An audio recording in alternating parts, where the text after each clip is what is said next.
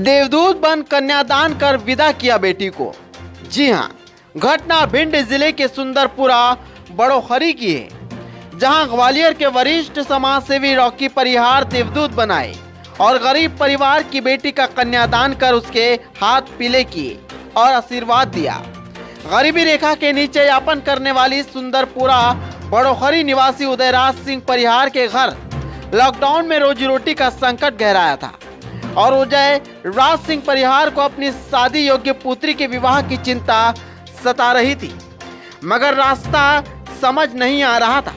इस विषम परिस्थितियों में वह कैसे अपनी पुत्री के हाथ पीले करे, जिसके कारण दिनों दिन विवाह की तारीख बढ़ रही थी, मगर चिंता का हल नहीं हो रहा था। मगर कहते हैं कि जब मदद के सारे रास्ते बंद हो जाते हैं तब ईश्वर अपने देवदूतों को मदद करने भेजते हैं, और यही हुआ।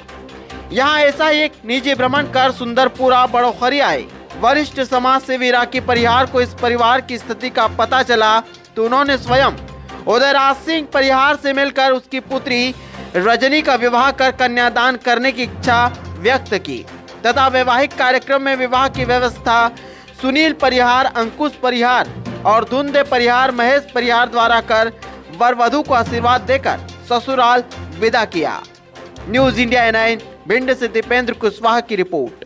कन्यादान महादान है और इस कन्यादान का मुझे जो अवसर मिला है